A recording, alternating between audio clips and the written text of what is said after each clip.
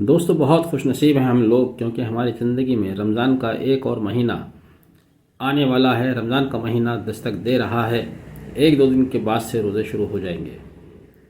رمضان کا مہینہ فضیلت کا مہینہ ہے، رحمتوں کا مہینہ ہے، برکت کا مہینہ ہے۔ کیوں نہ ہو اس مہینے میں قرآن پاک نازل ہوا۔ اللہ تعالیٰ کی سینکڑوں ہزاروں رحمتیں اس مہینے میں ہمیں ملتی ہیں۔ رمضان کے مہینے میں دو عبادتیں، خاص عبادتیں مانی جاتی ہیں۔ پہلی دن کی عبادت جس میں سبھی مسلمان روزہ رکھتے ہیں اور یہ عبادت مسلمانوں پر فرض کی گئی ہے۔ دوسری عبادت رات کی عبادت، جس کو اب ہم نے تراویح کی شکل میں ہم ادا کرتے ہیں۔ حالانکہ رات کی عبادت قیام اللیل لفظ قرآن شریف میں بھی آیا ہے۔ قیام اللیل کو فرض قرار نہیں دیا گیا ہے، اس کو انسانوں کی مرضی پر چھوڑ دیا گیا ہے۔ تب بھی عشاء کے بعد تراویح کا اہتمام کیا جاتا ہے، اور یہ بھی آپ جانتے ہیں کہ تراویح کی نماز کا اہتمام آپ صلی اللہ علیہ وسلم کے دور سے نہیں ہوا، بلکہ حضرت عمر خلیفہ ان کے دور سے شروع ہوا، یعنی کہ آپ کی وفات کے بعد۔ حالانکہ حضرت عمر نے اس کو بدعت حسنہ بھی قرار دیا، چونکہ آپ کے دور میں تراویح کا کوئی ایسا ثبوت نہیں ملتے ہیں۔ حالانکہ آپ صلی اللہ علیہ وسلم نے ایک بار صرف تین رات میں عبادت کی ہے۔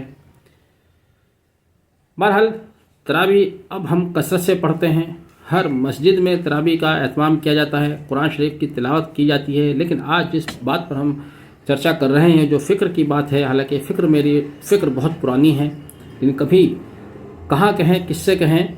اب یہ سوشل میڈیا ہے تو ایک پلیٹ فارم ہے، یہاں پر ہم بات کر سکتے ہیں اور زیادہ لوگوں تک یہ بات پہنچائی بھی جا سکتی ہے۔ جیسا کہ کہا، رمضان کا مہینہ برکتوں کا مہینہ ہے، رحمت کا مہینہ ہے، قرآن پاک کی عظمت کا مہینہ ہے۔ لیکن مجھے ہمیشہ سے محسوس ہوتا ہے، اللہ مجھے معاف کرے کہ میں غلط ثابت ہوں، حالانکہ یہاں میں غلط ہوں نہیں۔ رمضان کے مہینے میں ہم قرآن شریف کی عظمت کی بے حرمتی کرتے ہیں۔ ہم قرآن شریف کا احترام کرنے کے بجائے اس کی بے حرمتی کثرت کے ساتھ کرتے ہیں۔ جی ہاں، ایسا میں اس لیے کہہ رہا ہوں، ہر مسجد میں تراویح ایک کمپٹیشن کے طور پر پڑھی جانے لگی ہے۔ بہت تیزی میں تراویحاں پڑھی جاتی ہیں۔ قرآن شریف کی تلاوت اتنی تیزی کے ساتھ کی جاتی ہے جیسے کہیں بھگدڑ مچ رہی ہے، یا کہیں دوڑ لگ رہی ہے، یا کہیں فوراً ابھی جانا ہے۔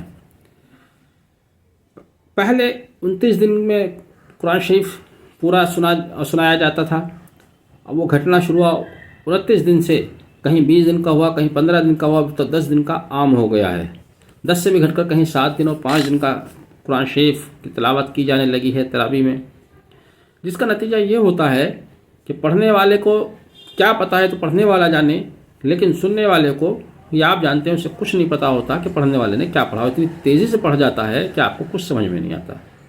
جبکہ قرآن شریف کے بارے میں اللہ تعالیٰ کا حکم یہ بھی ہے کہ اس کو ٹھہر کر سمجھ کر پڑھیے۔ ہم بالکل اللہ تعالیٰ کے حکم کے خلاف جاتے ہیں، رسول کے حکم کے خلاف جاتے ہیں، بالکل بھی ہم اس حکم کو بجا نہیں لاتے جو اللہ تعالیٰ نے یا اس کے رسول نے ہمیں دیا۔ تو مجھے ایسا لگتا ہے کہ اس مہینے میں جس طرح سے تلاوت کی جاتی ہے قرآن شریف کی تراویح میں، اس کی بے حرمتی کے سوا کچھ نہیں ہوتا۔ کہنا ہم یہ چاہتے ہیں کہ اگر تراویح پڑھنی بھی ہے، پہلی بات تو 20 اور 8 رکعات کو لے کر بہت سارا معاملہ ہے، چلیے اس معاملے کو آپ جانیں، جیسے بھی آپ پڑھ رہے ہیں، پڑھنے کا طریقہ تو ایسا ہو کہ سننے والوں کو سمجھ میں آئے، آرام سے پڑھیں، ٹھہر کر پڑھیں۔ اب یہاں پر بہانے آتے ہیں۔ بہانہ کیا آتا ہے؟ جو بزنس مین لوگ ہوتے ہیں وہ بہانے گھڑتے ہیں۔ دیکھیے کتنے کچا بہانہ ہے کہ صاحب ہمیں کاروبار کرنا ہوتا ہے، ہمارے پاس وقت نہیں رہتا ہے۔ اب وقت نہیں رہتا ہے، کاروبار بھی کرنا ہے، تو قرآن شریف کی بے حرمتی کیوں کروائیں بھائی؟ لیکن پھر بھی اگر آپ چاہتے ہیں کہ قرآن شریف کو اچھے سے پڑھا جائے تو اسلام میں اتنی اچھی آپ کے پاس سسٹم آپ کے بزرگوں نے دیا ہے کہ آپ وہ بھی کر سکتے ہیں۔ کیوں نہیں سبھی مسجد میں ایک جیسا قاعدہ، ایک جیسا قانون بنا لیا جائے؟ قرآن شریف کی آیتیں نمبرڈ ہیں، ان پر نمبر ڈلے ہوئے ہیں، قرآن شریف کے پارے ہیں۔ کیوں نہیں آپ ایک سلیبس کی طرح اس کو یونیفارم سلیبس بنا دیں کہ پورے ملک میں کسی بھی مسجد میں پہلے دن اتنا قرآن شریف پڑھا جائے گا، دوسرے دن اتنا قرآن شریف پڑھا جائے گا، 29 دن تک اتنا قرآن شریف پڑھا جائے گا، جس کا نتیجہ یہ ہوگا کہ اس کو پڑھنے میں آپ کو 1 یا سوا سپارہ روزانہ پڑھنا ہے۔ دوسری بات، آپ ہندوستان کے کسی بھی کونے میں ہیں تو آپ وہاں کی مسجد میں جا کر تراویح کی نماز ادا کریں گے تو تراویح آپ کو وہیں سے ملے گی جہاں سے آپ اپنے شہر میں چھوڑ کر آئے ہیں۔ تو کیوں نہ کچھ ایسا نظام قائم کر لیا جائے جس سے قرآن شریف کی بے حرمتی سے بھی بچا جا سکے. اور جو لوگ اس طرح کے بہانے کرتے ہیں کہ ہمیں باہر جانا ہوتا ہے، ہمارے پاس وقت نہیں ہوتا اس لیے ہم 7 دن کا پڑھنا چاہتے ہیں، ان کا بہانہ بھی ختم ہو جائے گا.